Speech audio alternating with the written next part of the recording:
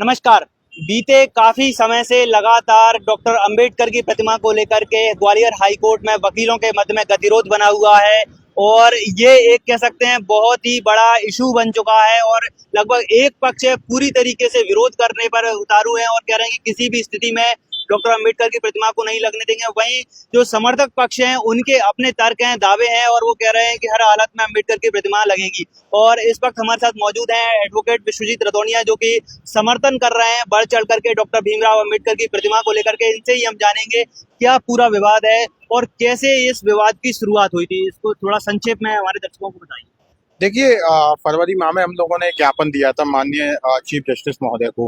वो जब ग्वालियर आए थे तो हमने उनको ज्ञापन दिया था और हमने उनसे मांग की थी कि बाबा साहब की स्टैच्यू जो है हाईकोर्ट प्रेमाइसेस में होना चाहिए और जिस तरीके से सुप्रीम कोर्ट में स्टैच्यू लगी है उस बेहाफ पे जहाँ भी स्थापित हो, उसके बाद उसको रिकॉर्ड पे लिया जाता है और रिकॉर्ड पे लेने के बाद उसमें आदेश किया जाता है, फिर उसका काम चालू हो जाता है। लेकिन उस काम के दौरान ही जब आधा स्ट्रक्चर बन जाता है तब वो जो है इसका विरोध चालू हो जाता है। कुछ लोग जो समानता के विरोधी हैं, मानवता के विरोधी हैं, जो लोग भाईचारे के विरोधी हैं, मोहब्बत के विरोधी हैं, वो लोग इसका जो है विरोध करना चालू कर देते हैं। और वो लोग जो है, मैं स्पष्ट तौर पर ये कहना चाहता हूँ कि वो लोग जो है पलटू राम टाइप के लोग हैं। वो इसलिए हैं क्योंकि पहले कहते हैं प्रक्रिया का विरोध, तो जब उनका निरंतर विरोध चलता है, पहले कहते हैं वो प्रस्तावित मूर्ति के खिलाफ, फिर मीडिया बाइट करते हैं कि अंबेडकर की मूर्ति के खिलाफ, फिर कहते हैं प्रक्रिया के खिलाफ, फिर कहते हैं कि जो है बिल्डिंग कमेटी की परमिशन नहीं है, फिर कहते हैं बार को विश्वास में नहीं लिया गया। मतलब उनके पास जो है किसी भी प्रकार का एक ठोस कारण नहीं है विरोध करने का। तो लेकिन उन्हें विरोध करना है, पता नहीं किस कारण से विरोध करना है। जब हाईकोर्ट का आदेश है तो जाहिर सी बात है कि मूर्ति लगना चाहिए। तो उसके बाद भी जो है 21 अप्रैल को जो है फिर अब दोबारा से एक जो है आदेश है। मेरी भी एक सीनियर एडवोकेट से बात हुई थी और उनका कहना था कि जो बार काउंसिल है उसको विश्वास में लिए बिना कुछ चंद वकीलों ने बार के नाम पर एक एप्लीकेशन दे दी और उसके आधार पर निर्माण शुरू कर दिया था, इसलिए वो विरोध कर रहे हैं। देखिए, मैं आपको एक बात बताऊं, अब वही मैंने कहा ना कि प्रक्रिया एक ठोस जो है, ठोस कोई कारण नहीं है विरोध करने का उनके पास। अब बार का आखिरी में एक नया फंडा आया कि बार को विश्वास में नहीं लिया गया। बार को विश्वास में लेने के जिस दिन हम लोग ज्ञापन देने जा रहे थे उस दिन जो है हाईकोर्ट बार एसोसिएशन ग्वालियर के सचिव हमको मिलते हैं और हमने उनको बोला कि भाई साहब इस पर साइन कीजिए और जो है ये मूर्ति के स्थापना के लिए हम लोग एक ज्ञापन दे रहे हैं। तो उन्होंने हमसे ये कहा था कि चूंकि ये सामान्य लेटर है और हाईकोर्ट के जो है लेटर पैड पर नहीं है, तो मैं इस पर साइन ना करते हुए मैं वैसे ही आपके साथ हूँ और मैं स्वयं आपके साथ चल रहा हूँ। तो क्या जो है हाईकोर्ट के बार के जो सेक्रेटरी हैं वो हाईकोर्ट बार का हिस्सा नहीं है? उनने जो सहमति दी, हाईकोर्ट बार के उपाध्यक्ष, हाईकोर्ट बार के उपाध्यक्ष साथ में है। हाईकोर्ट बार के उपाध्यक्ष जो है मूर्ति लगाने के पक्ष में है, तो जो हाईकोर्ट निर्वाचित बार है वो उसके हिस्सा नहीं है। हम लोग जितने वकीलों ने समर्थन में दिया, बार सिर्फ वो निर्वाचित लोगों की नहीं होती है। बार जो वकील हैं जो पूरे प्रैक्टिस कर रहे हैं हाईकोर्ट में, डिस्ट्रिक्ट कोर्ट में, जहां जहां उसकी अथॉरिटी है हाईकोर्ट बार की, तो वहाँ वो सभी वकील हाईकोर्ट बार का हिस्सा है। तो फिर कैसे कह सकते हैं बार को विश्वास में नहीं लिया गया? और रही बात माननीय अध्यक्ष को विश्वास में लेने की, तो हम लोगों ने जो 25 मार्च को ज्ञापन दिया था मूर्ति के समर्थन में कैसे जल्द से जल्द स्थापित की जाए, उसकी एक प्रतिलिपि हमने जो है माननीय अध्यक्ष महोदय को दी थी कि आप इसमें सहयोग कीजिए। तो फिर किस बेहाफ पे कह रहे हैं? वो कह रहे हैं कि लगभग 8-10 वकील हैं, वो चाहते हैं कि उंगलियों पे गिनले लेकिन 8000 वकील हैं वो पूरी तरीके से विरोध में, ऐसा उनका दावा है। वो 8000 वकील फिर खड़े कहाँ हैं? बात तो ये है ना, 8000 वकील जो है वो विरोध में दिखते को नहीं। देखिए, मैं गारंटी के साथ कह रहा हूँ कि 90% वकील जो है इस मूर्ति के स्थापना के साथ हैं।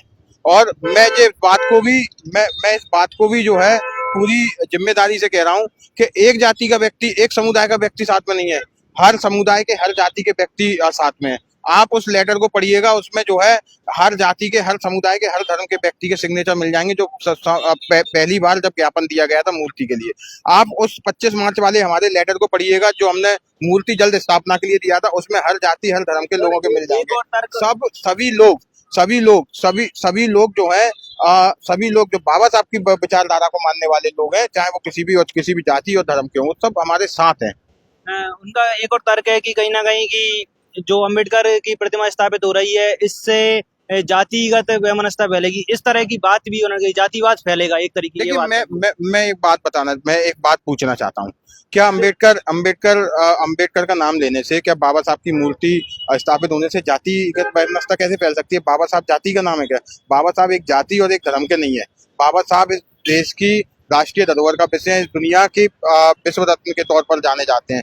आज कौन सा देश है जो बाबा साहब की अहमियत को नहीं जान मानता? आज कौन सा देश है जो बाबा साहब के योग्यता को नहीं मानता? अमेरिका जैसा देश, जापान जैसा देश, कोरिया जैसा देश, जिस कोरिया में किसी के घुसने की हिम्मत नहीं होती, उस कोरिया में बाबा साहब की जो है स्टैच्यू का अनावरण हुआ अभी कुछ समय पहले। यूरोपियन कंट्री आप देख लीजिए, क्या बाबा साहब की योग्यता को नहीं मानते हैं?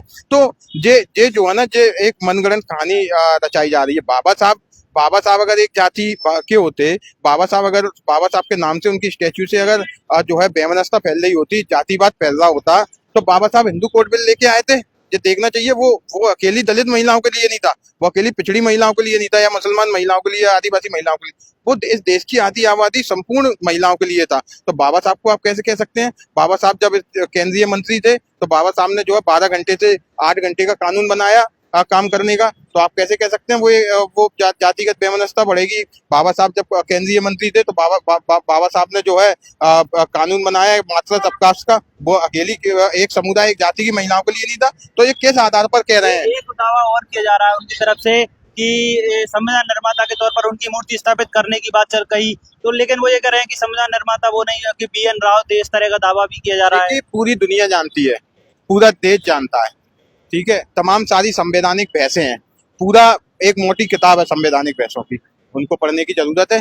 वो क्या कहती हैं? वो डॉक्टर अंबेडकर चिल्ला रही हैं, वो किताबें, तो वो पन्ने जो हैं अंबेडकर चिल्ला रहे हैं, ठीक है। और मैं ये पूछना चाहता हूँ, जो लोग ये कह रहे हैं, जो आप कह रहे हैं संविधान निर्माता वाली बात, क्या वो प्रधानमंत्री से बड़े हैं? वो प्रधानमंत्री जो इस देश के आज सर्वोच्च पुरुष हैं, वो प्रधानमंत्री जो दुनिया में सम्मान पा रहे हैं आज, क्या उनसे बड़े हैं ये?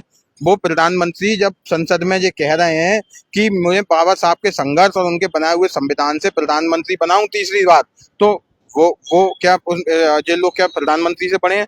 जो है जिस संघ के शाखा में ये सब सीखे हैं ये लोग, तो वो संघ के मुखिया जो हैं, वो बाबा साहब के बारे में, वो बाबा साहब की अभी कुछ समय पहले बड़ाई कर रहे थे। उनके उनसे बड़े हैं क्या ये? तो इनको आपस में ही क्लैरिफिकेशन पहले करना चाहिए कि हमारे नेता क्या कह रहे हैं और हम क्या कह रहे हैं, और बीच का जो इनकी दूरियां, उनको मिटाने को इनकी जरूरत है, फिर उसके बाद जो है जिन्हें ये बातें करने की। क्या स्थिति लग रही है आपकी? आज मीटिंग भी हुई है एडवोकेट्स की, क्या निष्कर्ष निकला है आपका? क्या रणनीति है? देखिए, हम संविधान को मानने वाले लोग हैं, लोकतांत्रिक व्यवस्थाओं को मानने वाले लोग हैं, हम अमन पसंद लोग हैं, हम जो है संवैधानिक तौर पर और लोकतांत्रिक तौर पर जो है हम सतत आंदोलन हमने जारी रखने का निर्णय लिया है। हम जो है माननीय प्रधानमंत्री को, माननीय केंद्रीय कानून मंत्री को, माननीय चीफ मिनिस्टर मध्य प्रदेश को, तुम तमाम सारे जिम्मेदार लोगों को जो मध्य प्रदेश के और देश के जिम्मेदार हैं, उनको इस मामले से अवगत कराने का काम करेंगे और उन्हें ज्ञापन के माध्यम से अनुरोध भी करेंगे कि ये मूर्ति जल्दी से जल्दी स्थापित होना चाहिए। और हमने ये तय किया है कि माननीय सुप्रीम कोर्ट के न्यायाधीशों को भी, माननीय मुख्य न्यायाधीश को भी जो है हम अवगत कराने का काम करेंगे कि मूर्ति स्थापना में जो देर हो रही है, उसे उस देर को उसे जो है जल्द से जल्द उस मूर्ति को स्थापित की जाए और कोर्ट का जो आदेश है उसे लागू करवाया जाए। और आगामी 14 जून को हमने एक बड़ा आंदोलन डिसाइड किया है, जिसमें सारे वकील इकट्ठे होंगे और अपना मांग पत्र जो है वो जो है प्रशासन के सामने, हाईकोर्ट के सामने रखेंगे।